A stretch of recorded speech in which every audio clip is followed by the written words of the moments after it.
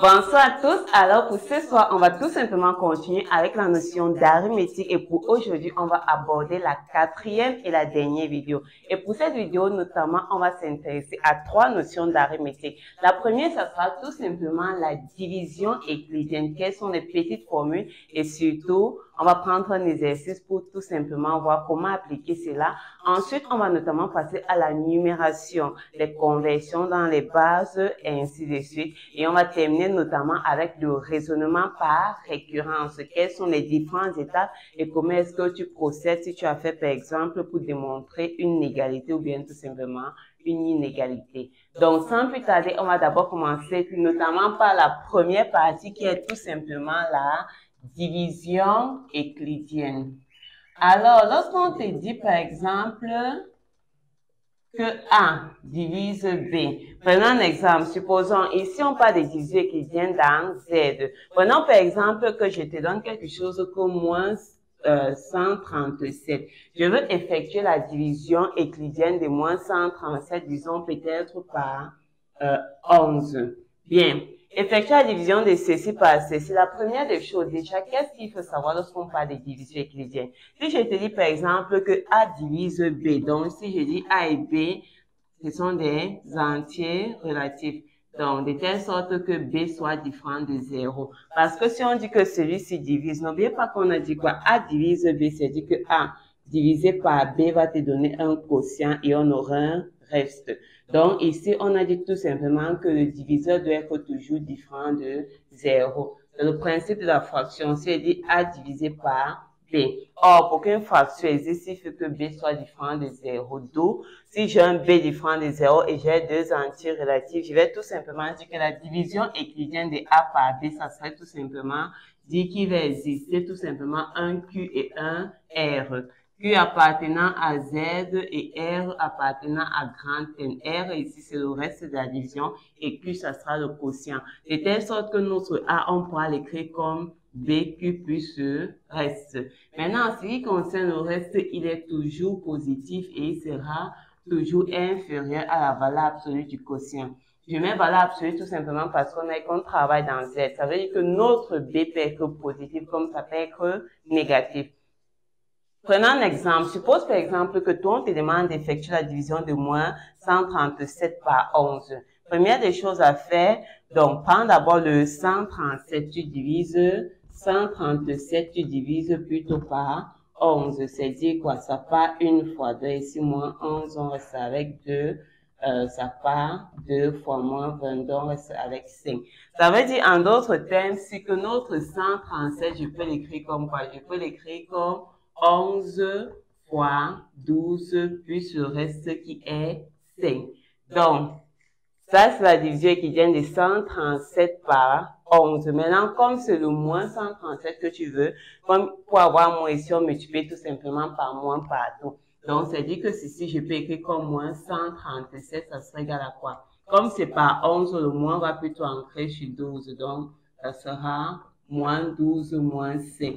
Maintenant que vous avez ça, vous ne vous arrêtez pas là parce qu'on a dit quoi? On a dit que lorsque j'effectue la division qui vient de A par B, mon reste est toujours comment? Il est positif et il est inférieur au quotient. Et si à la valeur absolue, et si notre, au diviseur, et si notre diviseur c'est 11, comme ici j'ai moins 5. Le problème avec ce moins 5, c'est tout simplement qu'il est négatif. Pour pouvoir les transformer en positif, ce que vous allez mettre à ajouter, c'est tout simplement le diviseur.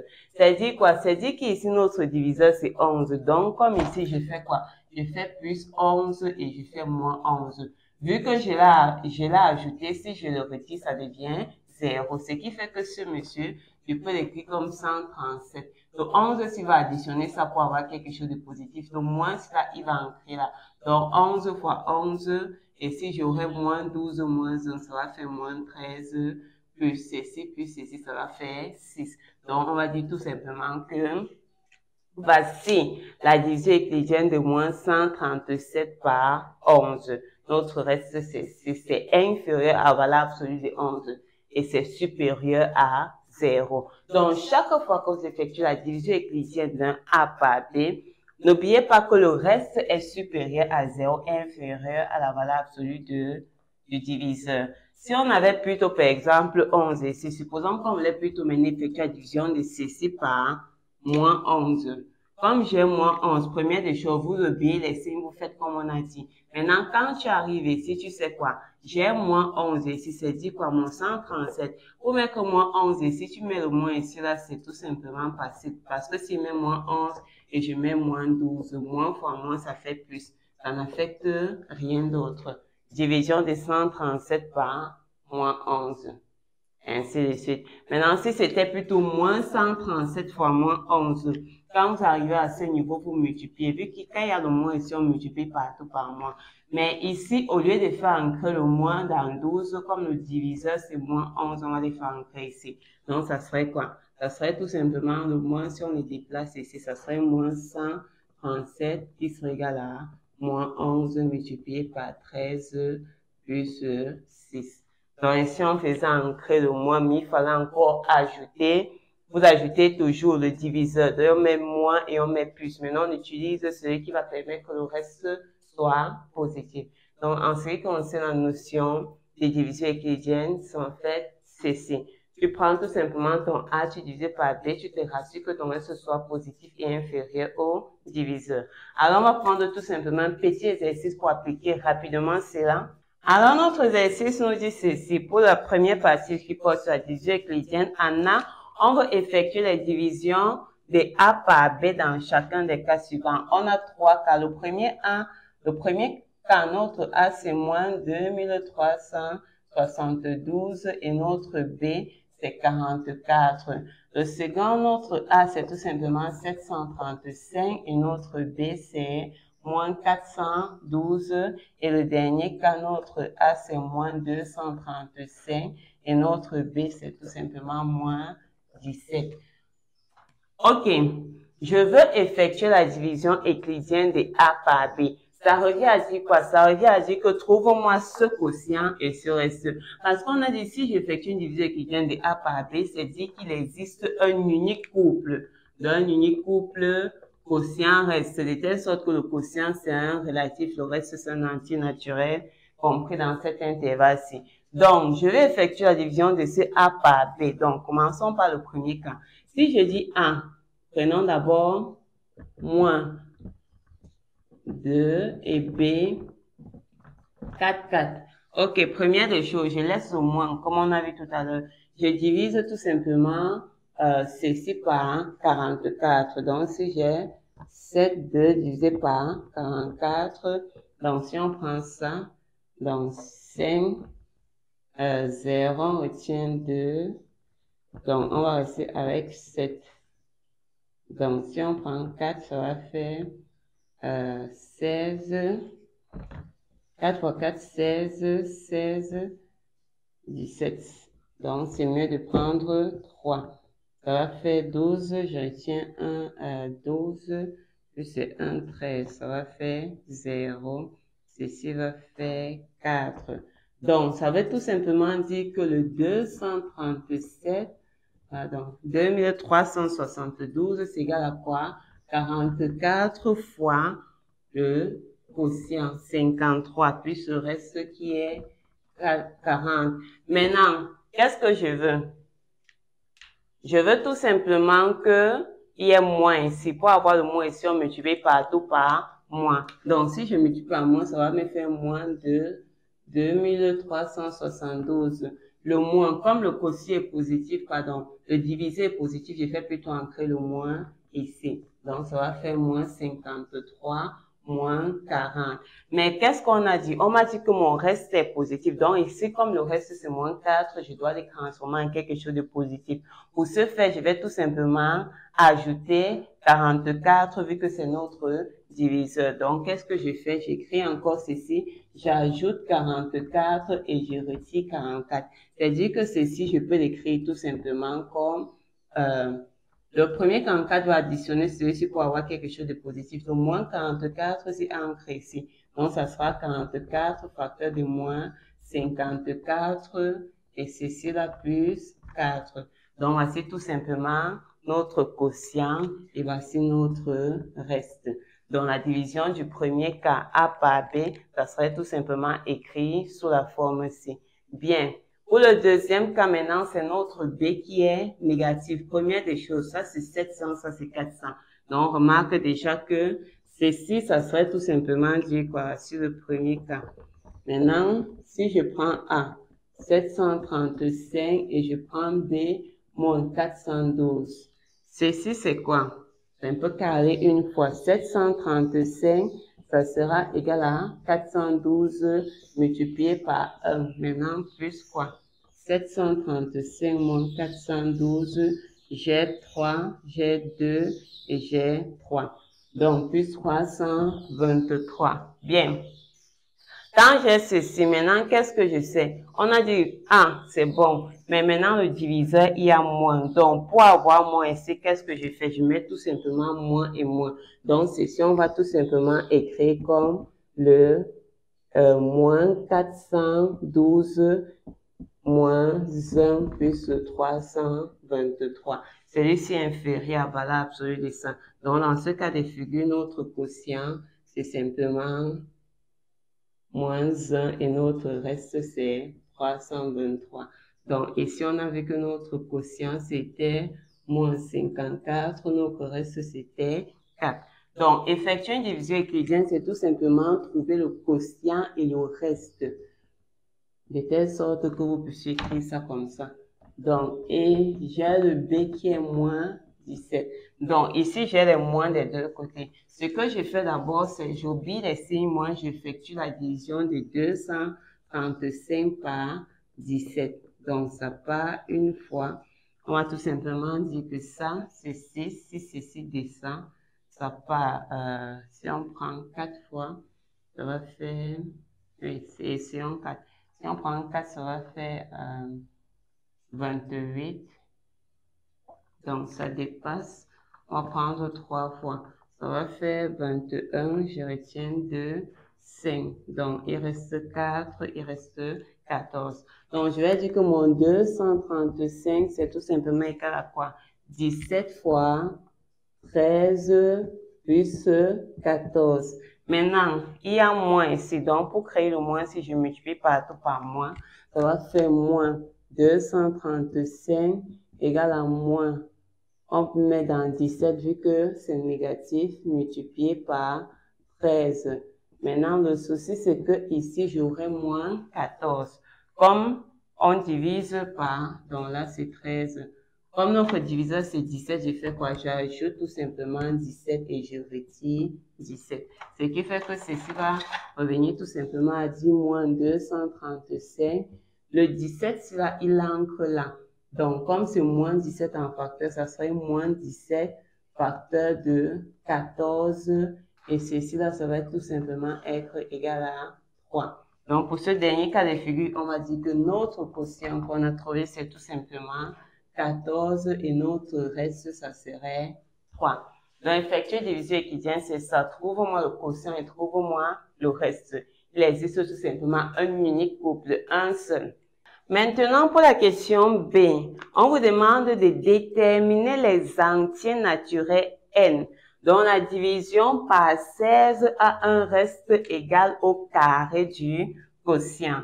Donc, pour la deuxième partie, je veux quoi? Je veux déterminer le nombre n. Donc, ici, là, notre A, c'est n, de telle sorte que la division euclidienne par 16, donc notre B ici, c'est 16, a un reste qui est égal au carré du quotient. Donc, ici, de façon générale, si j'ai l'expression ici, je vais déterminer les n de telle sorte que la division euclidienne de n par b, dans notre part 16, a un reste qui est égal au carré du quotient. En d'autres termes, ça veut dire que je cherche les n de telle sorte que n soit égal à quoi? À 16 multiplié par un q plus le reste qui sera q carré. OK.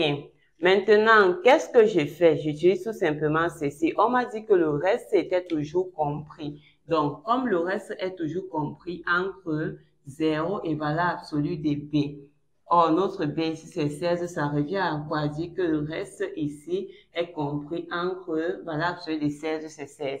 Maintenant, on a dit que ce reste, c'est le carré du quotient. Donc, vous venez tout simplement vous dire, ce reste, c'est encore qui? Le quotient au carré. Donc, je peux trouver un encadrement du quotient. N'oubliez pas qu'on a dit que tous ceci sont des relatifs. Donc, si on les restreint d'un intervalle, on pourra en fait trouver toutes les valeurs qu'il prend. Donc, ici, comme ça au carré, si je mets la racine, j'ai donc 0. Le quotient est donc compris entre 0 et 4. Or, quels sont les entiers relatifs entre 0 et 4? C'est tout simplement dire que celui-ci peut prendre la valeur 0, 1, 2, 3. Vu qu'on a dit strictement inférieur à 4, donc on ne peut pas prendre la valeur 4. Maintenant, vous donnez les valeurs à Q et vous trouvez N, parce que c'est N qu'on cherche. Donc, si je dis pour Q égale 0, ça veut dire quoi? Ça veut dire que notre N, en remplaçant N, ça serait tout simplement égal à 16 fois 0 plus 0 au carré, ça serait donc 0. Donc, première valeur, on va dire N est égal à 0. Bien. Si je prends pour Q égale à 1, j'aurai quoi? J'aurai tout simplement N qui serait égal à 16 fois 1 plus 1 au carré, ce qui va faire 17.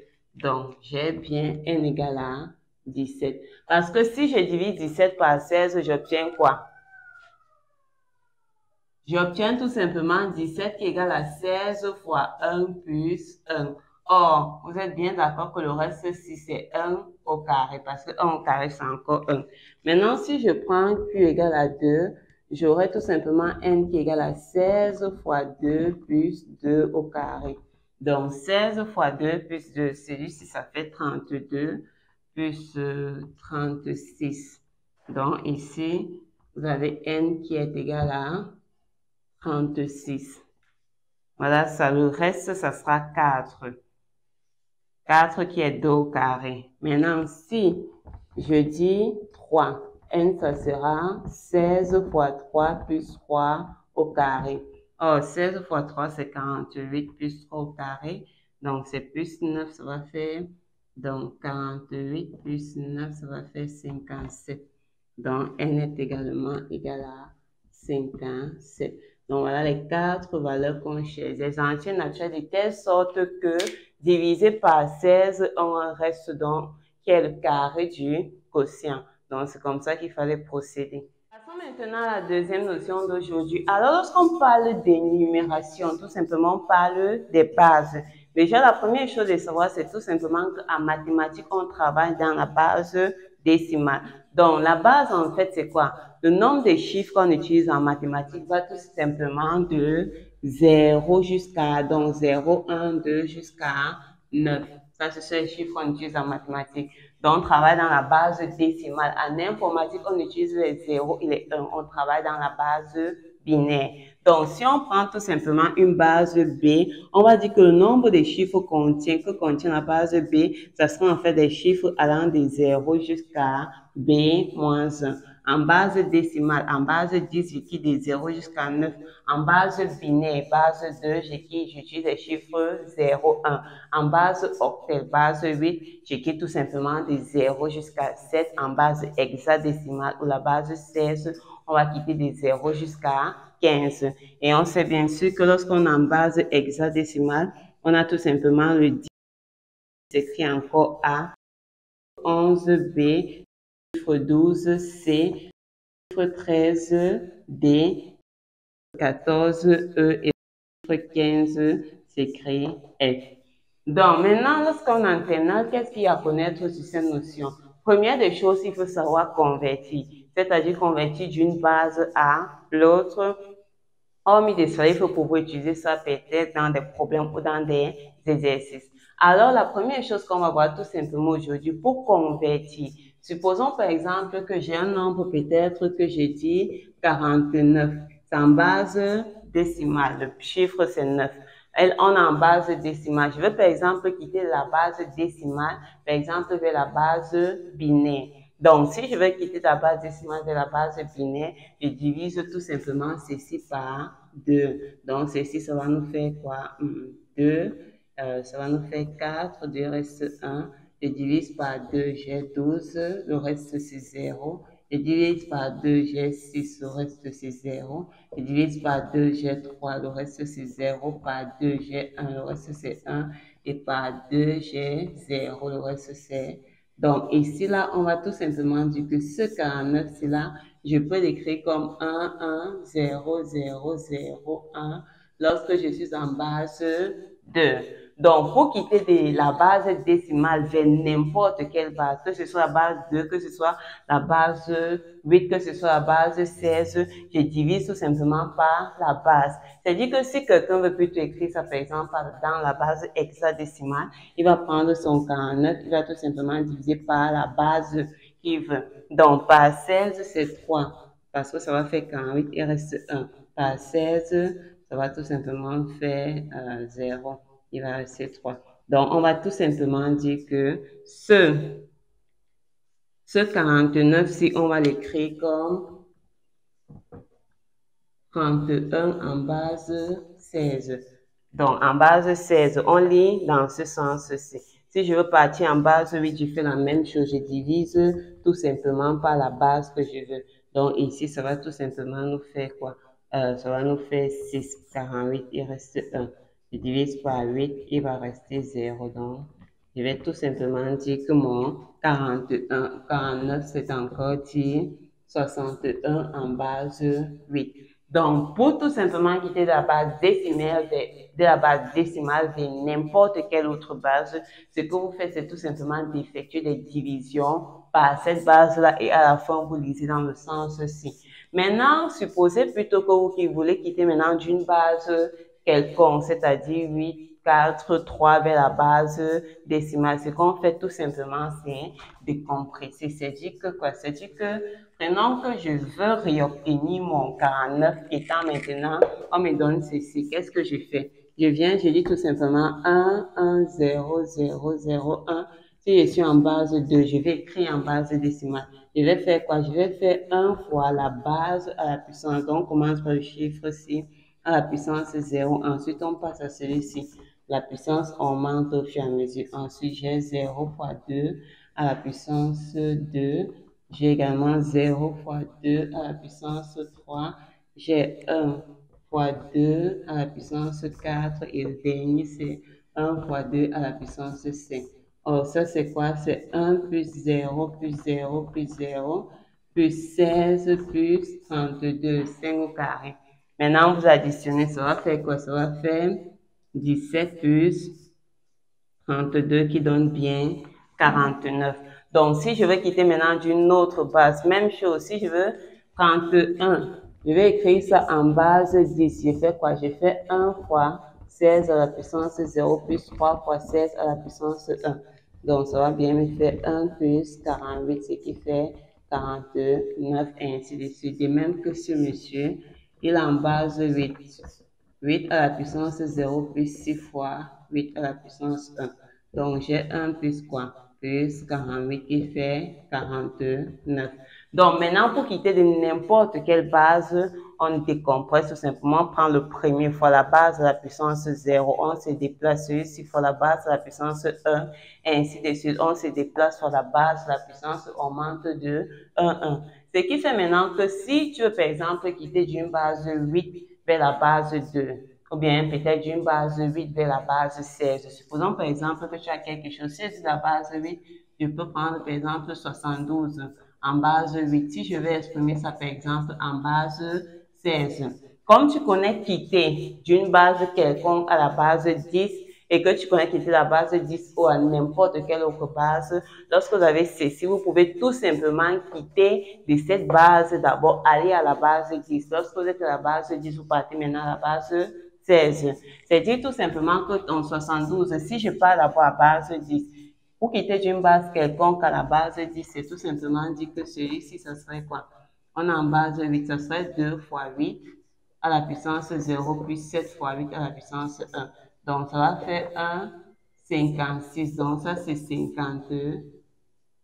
Donc, ça, c'est 57 en base décimale. Donc, je prends ceci fois la base à la puissance 0 plus 7 fois la base à la puissance 1. Maintenant, ça c'est quoi? Ça c'est 1 et 7 fois 6, ça fait tout simplement 56. Donc, j'additionne. Ça veut dire que le nombre 6 encore dit que mon 72, je peux l'écrire comme 57 en base décimale. Donc, vous pouvez mettre ou bien vous laissez tout simplement le 57. Il n'y a rien, c'est dit que c'est la base décimale. Maintenant que j'ai 57 fois la base 16, on a dit qu'on divise par la base tout simplement. Donc, 3 fois, ça va faire 48, donc ça fait 57. Mon 48, c'est 9. Donc ici, on a 9. Et si on divise par 16, on a 0, de reste 3. Donc, on va tout simplement dire que ceci, ça sera encore égal à 39 à la base 16. Donc, en ce qui concerne les conversions, tout ce que tu as à savoir, c'est que si je veux quitter de la base 10, par exemple, pour une autre base, je divise par cette base. Maintenant, si je quitte plutôt d'une autre base vers la base 10, qu'est-ce que je fais? J'effectue tout simplement des compressions. Maintenant, à part s'il y a des exercices sur cette notion qui mélangent cette notion, par exemple, avec tout ce qu'on a vu lors des vidéos précédentes. Il y aura des exercices dessus sur le site, mais on va également prendre un exemple lors d'un autre exercice d'application. Alors, pour l'exercice d'application, on vous demande de convertir en A. On va tout simplement convertir. Donc, premièrement, je vais convertir 205 en base décimale. Je vais convertir 878 en base hexadécimale. Je vais convertir 321 qui est en base 4 en base décimale et je veux convertir 1, 1, 0, 1, 1, 0, 1 qui est en base décimale en base octet. Très bien. Donc, je veux convertir chacun de ces éléments dans une autre base. Donc, lorsqu'il n'y a pas de tirant en haut et de base, on a icône en base décimale. Donc, si je quitte une base décimale vers n'importe quelle base, on a dit tout simplement, je divise vers la base, par la base, pardon. Donc, 0 et 2. Donc, il va rester 1. Je divise encore par 2, on aura tout simplement 5, 1. Il reste 0. Si je divise par 2, on aura 25, il va rester 1. Si je divise par 2, on aura 12, il va rester 1. Par 2, on aura 6, il reste 0. Par 2, on aura 3, il reste 0. Par 2, on aura 1, il reste 1. Et par 2, on aura 0, il reste 1. Donc, on va tout simplement dire que ce monsieur en base 2, ça serait, vous lisez dans ce sens, on va dire 1, 1, 0, 0, 1, 1, 0, 0, 1, 1, 0, 1. 1, 1, 0, 1 en base 2. Maintenant, prenons ceci, on fait le même procédé. Si je divise ceci par 16, donc si on a ça divisé par 16, donc si je prends 5, c'est 80. 0, 3, 80, donc 7, ça c'est 4. 24, on retient 2, 6. Donc 4, 1. Donc, ça va partir 54 fois, il va rester 14. Or, en base hexadécimale, je viens, mon 14, c'est encore dit E. Je vais tout simplement donc écrire que ceci, c'est E. Je divise encore par 16, ça va aller 3 fois. Donc, ça va faire 54 moins 48, il va rester 6. Donc, si on fait 54, oui, il reste 6. Si on divise par 16 encore, il va tout simplement aller 0 et il reste 3. Donc, on va dire tout simplement que ceci, ça sera égal à 3, 6, E. Donc, c'est égal à 3, 6, E.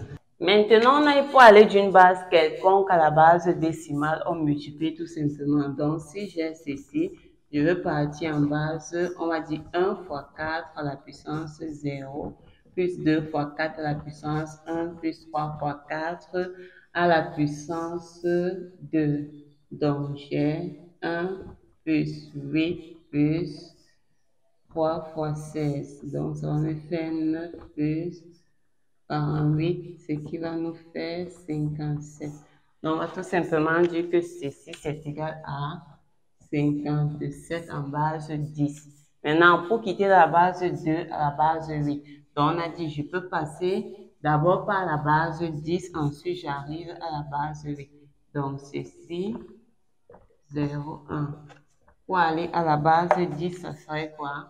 Ça serait 1 fois 2 à la puissance 0, ça à la puissance 1. Donc 2 à la puissance 2, 2 à la puissance 3, 2 à la puissance 5 et 2 à la puissance 6. Donc j'ai 1 plus 4 plus 8 plus 32 plus 64. Ce qui va faire 3 plus 5, 13. 13 plus 32 plus 64, ça encore dit 45 plus 64, ça va faire 9 et 10, ça va faire 109.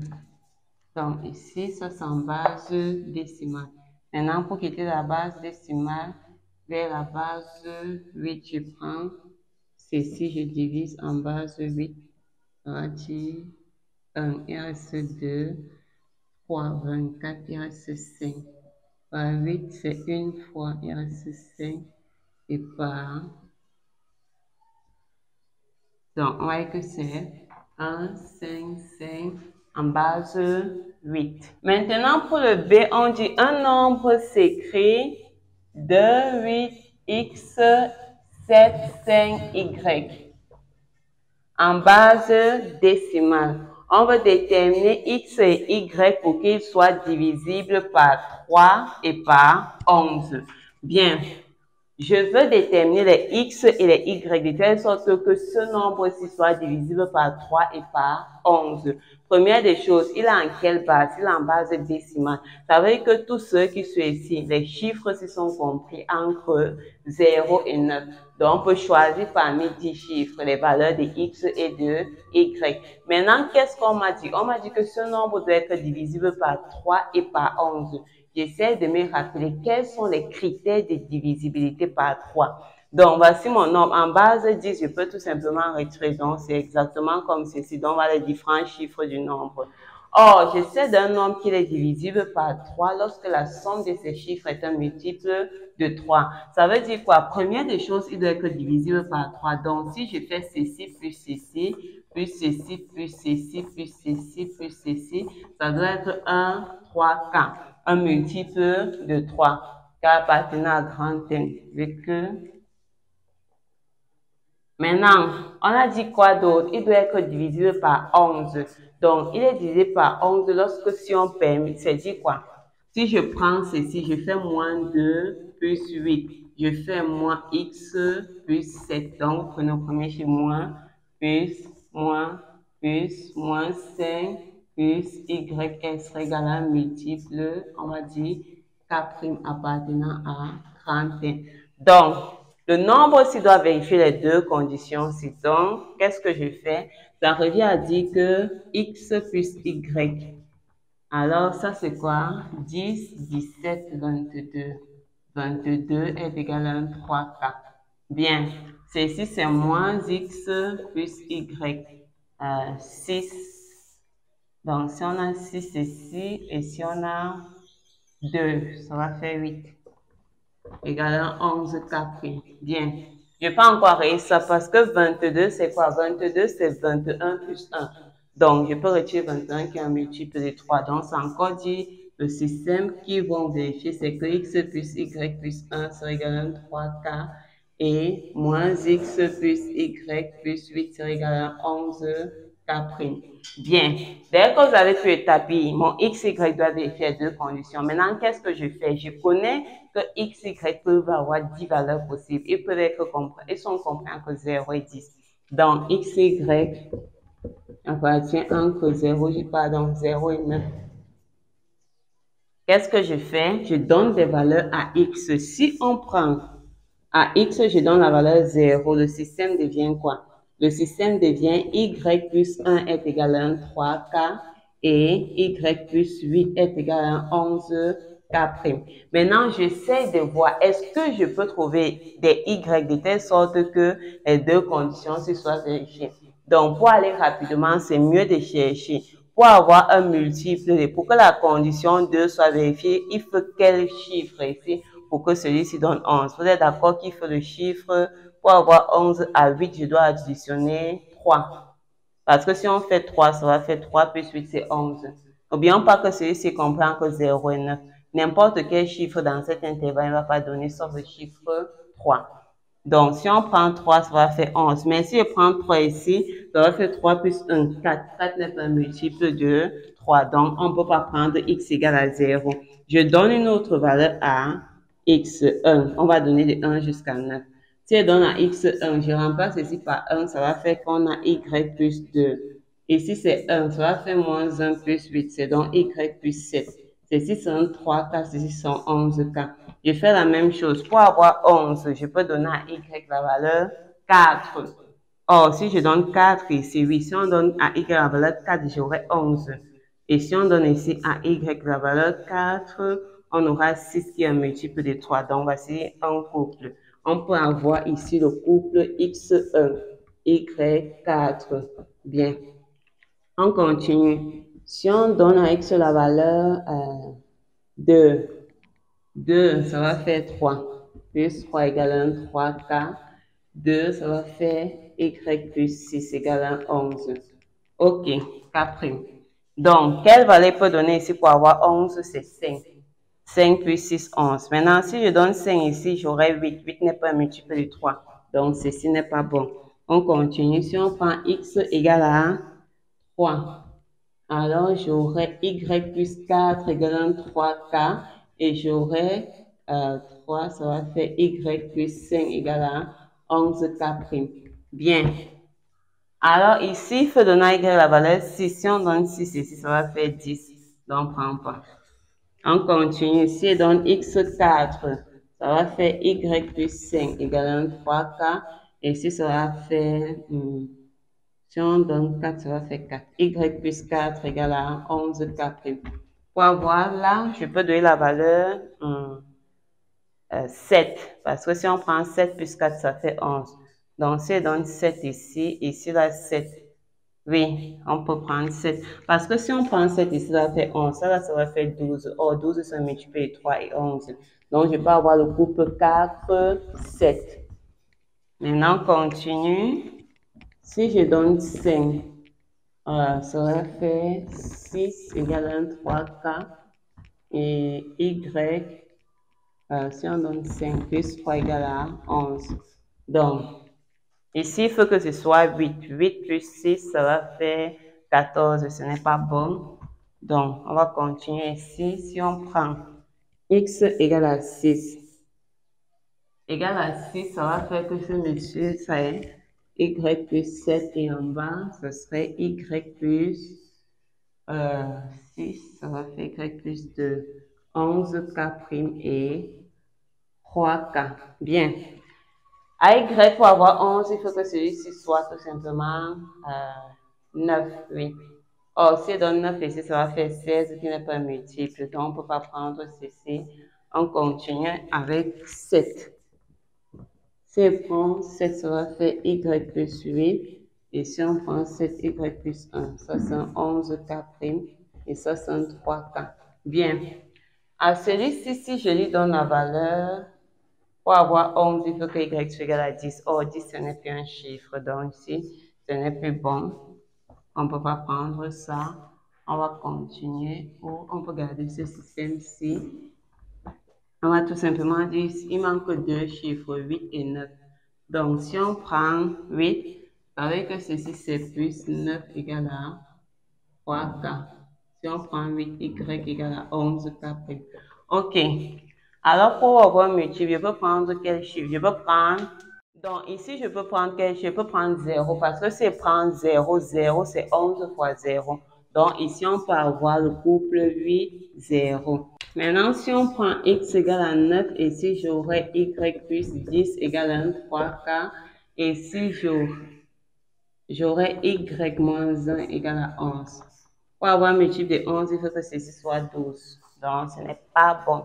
Donc, on va conclure qu'il y a eu 3 couples tout simplement. Donc, donc x4, on va dire que voici les différents couples qu'on a. Donc, je peux avoir les nombres 2, 8. Je remplace x par 1, 75, je remplace y par 4. Je peux avoir les nombres 2, 8, x par 4 et y par 7. Je peux avoir 2, 8, 8, 75 et 0. Donc, on va tout simplement dire qu'on aura trois nombres. Et vous pouvez vérifier en tapant sur votre calculatrice, vous divisez par 3 et par 11. Donc, ça va donner parce que si vous faites même la somme des chiffres, prenons le premier, ça plus ça va faire 10, 11, 18. Multiple de 3, 9, multiple de 3, donc ça marche. Si je fais moins 2, ça va faire plus 6. Moins 1, ça fait 5, plus 7, ça va faire 12, moins 5, ça va faire 7, plus 4, ça va faire 11, qui est bien multiple de 11. Donc, chaque fois que vous aurez ce genre d'exercice, essayez de vous rappeler quels sont les critères. Et maintenant, n'oublions pas, on travaille le système décimal, donc x et y sont des chiffres. On peut donner les valeurs et voir si ça marche. Alors, nous allons tout simplement nous intéresser à la dernière partie de cette vidéo et on va notamment s'intéresser à la démonstration par récurrence. La première des choses déjà à savoir ici, c'est que chaque fois qu'on vous demande de montrer par récurrence, ou bien si tu veux savoir si tu peux utiliser la récurrence dans un exercice, rassure-toi toujours que l'ensemble, donc les valeurs qu'on utilise sont tout simplement prises dans grand N.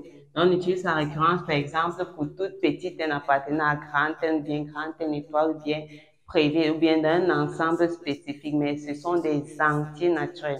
Donc, si tu as peut-être une expression qui est fonction d'entier naturel, tu peux utiliser la récurrence pour démontrer cela. Maintenant, le principe de récurrence, ça se fait plutôt en deux étapes.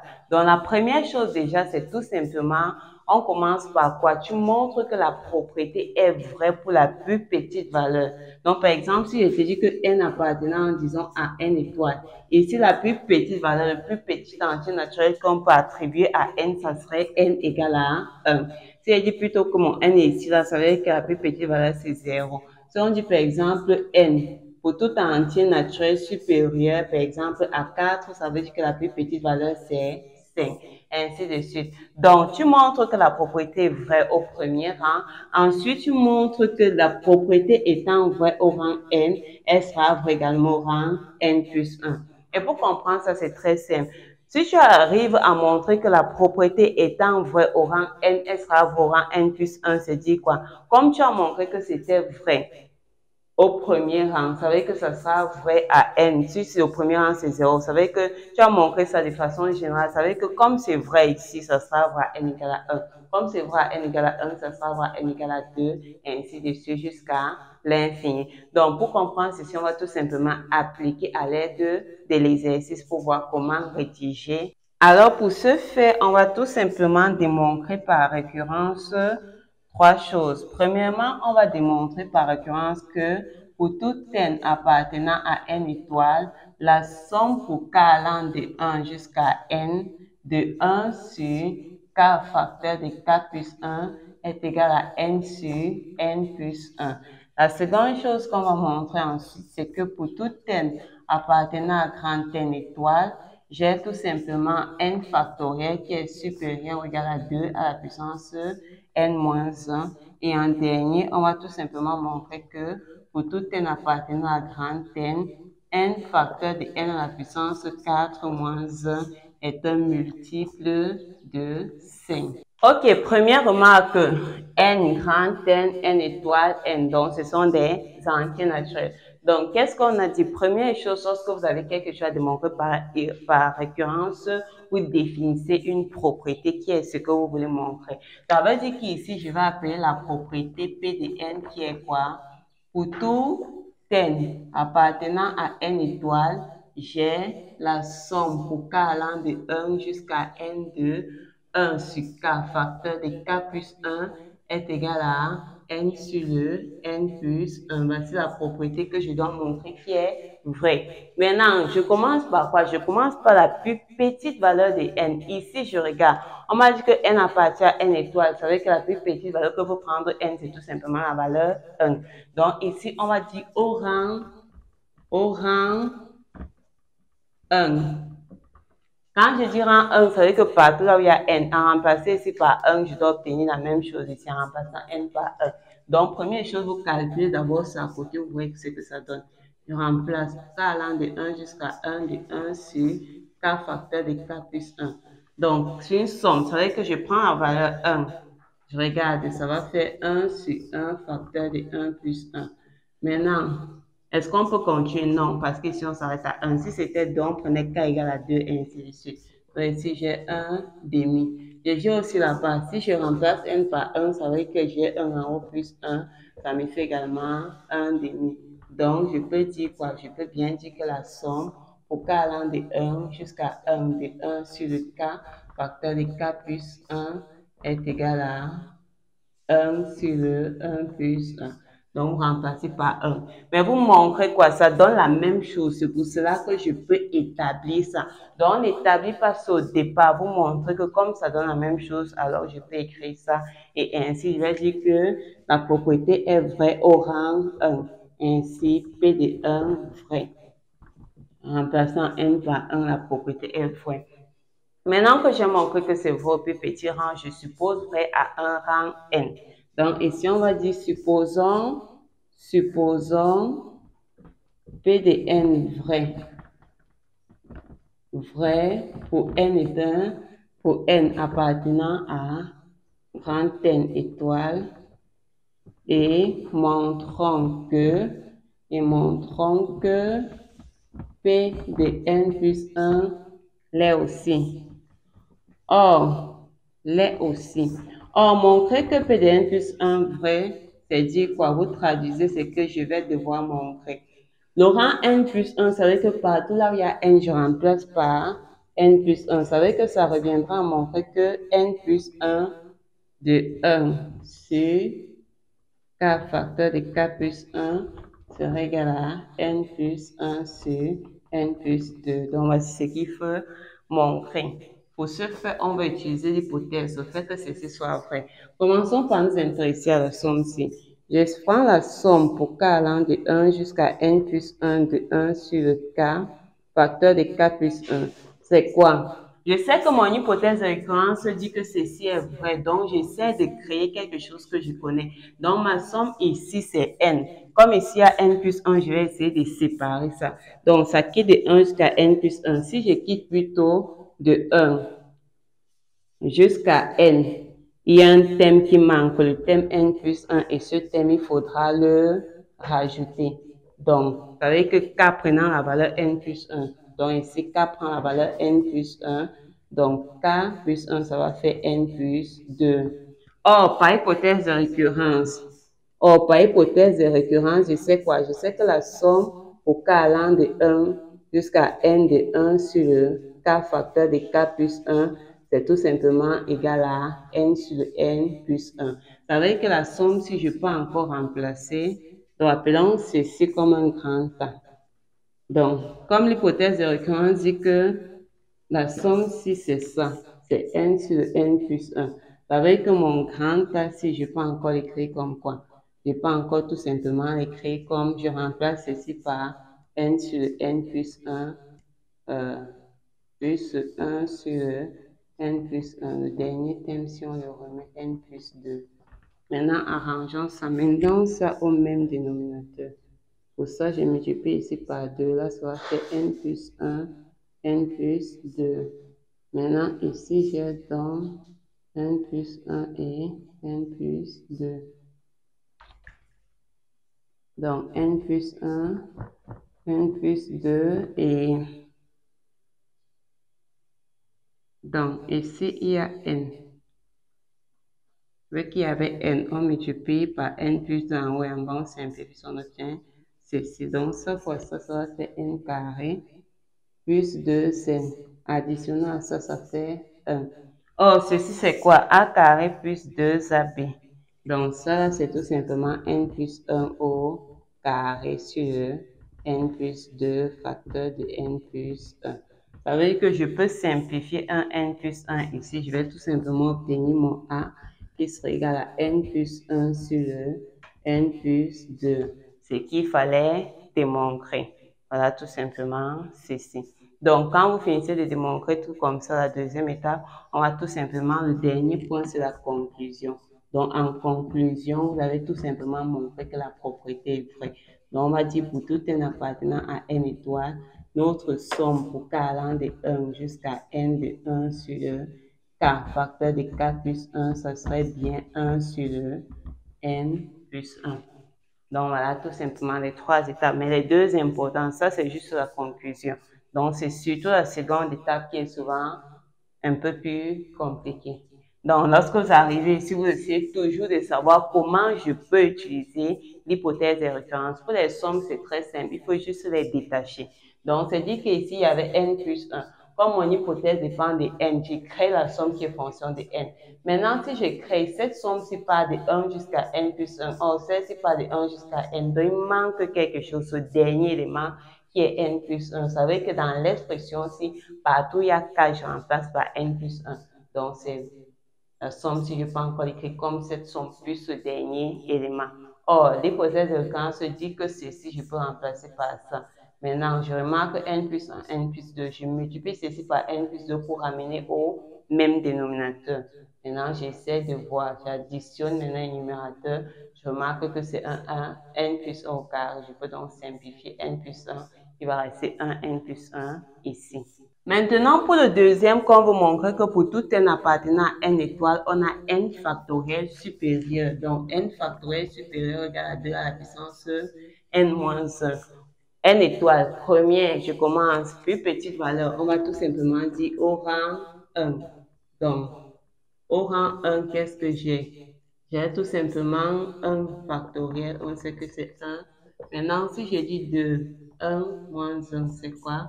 2 à la puissance 0 qui est 1. Donc, j'ai bien 1 factoriel qui est inférieur ou égal à 2 à la puissance 1 moins 1. Vu que 1 est inférieur ou égal à 1, donc je peux conclure que la propriété est vraie. On va dire donc P de 1 vrai. Maintenant, on suppose vrai. En 2, on suppose vrai au rang n et on montre que c'est vrai au rang n plus 1. C'est-à-dire quoi? C'est-à-dire qu'il faudra tout simplement montrer que n plus 1 factoriel est supérieur ou égal à 2n. Maintenant, pour une équation, on doit utiliser l'hypothèse de récurrence, mais venez d'abord au brouillon. Si je suis sur mon brouillon, je veux montrer quoi? Je veux montrer que ceci est supérieur ou égal à 2n. Je sais que l'hypothèse de récurrence est fonction de n factoriel.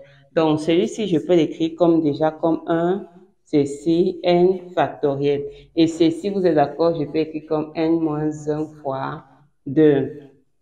Or, l'hypothèse de récurrence dit que n factoriel est supérieur ou égal à 2n moins 1. Ça veut dire que pour avoir ceci, je vais multiplier quoi? Vu que c'est un peu la même chose, ça veut dire que si j'utilise les propriétés qu'on a utilisées des classes de troisième, c'est-à-dire quoi? C'est-à-dire que si j'ai A supérieur à B et C supérieur à D, j'aurai AC supérieur à BD. S'ils sont bien sûr tous positifs. Donc, ici, comme j'ai ceci, c'est l'hypothèse de récurrence, j'essaie. Donc, il faudrait également que j'ai n plus 1 supérieur ou égal à 2. Là, je pourrais multiplier ceci avec ceci. Mais comme ça, c'est l'hypothèse de récurrence, avec que ça, on m'a déjà donné, je me pose la question, comment créer ceci? Or, j'essaie de traduire. Ceci, c'est encore dit que c'est n. Si on retire le 1, si on le fait traverser, supérieur ou égal à 1. J'essaie de voir où est-ce que je sais que n est supérieur ou égal à 1. J'essaie tout simplement du fait que n appartient à n fois. Ça veut dire que c'est supérieur ou égal à 1. Maintenant, vous venez vous rédiger. Donc, ça, c'est le raisonnement sur le brouillon. Voici ce que je veux démontrer. L'hypothèse de récurrence, c'est ça. Donc, j'essaie de créer l'hypothèse de récurrence en écrivant ça d'une façon différente qui est ceci et ceci comme ça. Maintenant que je vois que je ne peux pas multiplier ça par n plus 1 parce que ça va créer n plus 1, j'essaie de me rappeler, je sais quoi, je connais la formule ici. Donc, si je peux montrer aussi que ceci est comme ça, je pourrais multiplier pour avoir ceci. Or, ceci, c'est encore montrer ça. Maintenant que j'ai pu créer quelque chose que je connais, je viens sur ma copie, je dis quoi? Je veux montrer que ceci est vrai. Je commence par quoi? Pour tout n appartenant à grand n étoile équivaut à dire tout simplement que n est supérieur ou égal à 1. Ce qui implique que n plus 1 est supérieur ou égal à 2. De plus, par hypothèse de récurrence, je sais quoi? Je sais tout simplement que n factoriel est supérieur ou égal à 2 à la puissance n moins 1. J'ai ceci. Donc, je peux tout simplement multiplier. J'aurai donc n plus 1 factoriel serait donc supérieur ou égal à 2 fois le 2 à la puissance n moins 1. Ce qui a encore dit que n plus 1 factoriel est supérieur ou égal à 2 à la puissance n. Ce qu'il fallait démontrer. Donc, la propriété est vraie au rang n plus 1. Donc, P de n plus 1, vrai. En conclusion, je peux dire quoi? En conclusion, on va tout simplement dire que pour tout n appartenant à n étoile, pour tout n appartenant à n étoile, j'ai... Donc, pour l'inéquation, tu pars sur ton brouillon, tu essaies de voir traduire. Qu'est-ce que ça veut dire? J'ai l'hypothèse de récurrence. Comment je peux créer? Ainsi de suite. Maintenant, pour le dernier cas, la dernière notion, on va tout simplement montrer que ceci c'est un multiple de 5. Or, montrer que c'est un multiple de 5. Et si on prend n appartenant à grand n, c'est un multiple de 5, c'est dire qu'il existe un cas. Donc, il va tout simplement exister un cas. Donc, je suis multiple de 5, c'est dire quoi? C'est dire que je peux écrire ceci là comme un 5K appartenant à Z. Donc, voilà, ça est comme multiple de 5. Je suis multiple de 5, je suis 5 fois quelque chose. Maintenant, démontrer ça pour la plus petite valeur. Donc, pour n égale à 0. Vous êtes d'accord que si je dis 0, facteur de 0 à la puissance 4 moins 1, c'est égal à 0. Or, 0, c'est quoi? C'est 0 fois 5. Donc, je peux tout simplement dire que P de 0, c'est vrai. Maintenant, supposons P de n vrai, montrons que P de n plus 1 l'est aussi. C'est-à-dire quoi? C'est-à-dire qu'il faut montrer que n plus 1 facteur de n plus 1 à la puissance 4 moins 1 est égal à 5K'. Bien. Donc, par hypothèse de récurrence, ici, par hypothèse de récurrence, je sais quoi? Je sais que n, facteur de n à la puissance 4 moins 1 égale à 5K. Ça revient encore à dire que n à la puissance 5 moins n est égal à 5K. Maintenant, j'essaie de voir comment je peux faire pour avoir ceci comme un multiple de 5. Si on dit n plus 1 facteur, donc ici un peu d'arrêt, ça encore dit quoi? Ça encore dit n plus 1 au carré, le tout au carré, moins 1. Donc, si ça va faire n plus 1 facteur de, donc, n carré plus 2, n plus 1 au carré, donc n carré plus 2, n plus 1 moins 1. Donc, ça va faire n plus 1 facteur de n à la puissance 4 plus 2n au cube plus n carré plus 2n au cube plus 4n carré plus 2n plus n carré plus 2n plus 1 moins 1. Donc, ça va faire n plus 1 facteur de n à la puissance 4. Celui-ci, au cube, on a 4n au cube. 4n au cube, on a 1, 5, 6. 6n carré. Et pour n, on a 1, 4, n. Voilà. Si je fais encore entrer ça à la puissance 5, plus 4 à la puissance 4, 6 à la puissance 3, plus 4 au carré. Et maintenant, à la puissance 4, à la puissance 3, plus 4n. Donc, ça va faire, c'est à la puissance 5. OK. À la puissance 4, on a 5. 5n à la puissance 4. À la puissance 3, on a 10n au cube. Donc, ça se forme déjà. On a 10n carré. Et ici, on a 4n. Or, par hypothèse de récurrence, ça veut dire quoi? Comme j'ai 4n pour avoir, il faut ajouter un n. Donc, je remarque que ceci, c'est encore quoi? Par hypothèse de récurrence, ça c'est un n plus 5k. Donc, ceci, je peux l'écrire comme n plus 1, 5k. Et ici, là, j'ai 5n à la puissance 4 plus 10n de 10n à la puissance 3 plus 10n carré plus 4n. Ce qui fait que le n plus n va faire 5n. Ce qui fait que notre n plus 1 facteur de n plus 1 à la puissance 4 moins 1, c'est égal à 5 facteur de quoi? De k. N au cube, n à la puissance 4. 2n au cube, 2n au carré, et n plus n, ça fait 5n, donc ça va faire plus n. Donc, j'ai bien montré que c'est égal à un 5. Donc, on va tout simplement poser ceci comme un K'. C'est bien égal à un 5K'. Donc, la propriété est vraie au rang n plus 1. Et on peut tout simplement conclure que pour toute n, l'expression là sera un multiple de 5. Donc, c'était tout pour la vidéo d'aujourd'hui. Et en fait, c'est également tout pour le chapitre d'arithmétique. Pour les exercices supplémentaires, n'oubliez pas de faire un tour sur le site.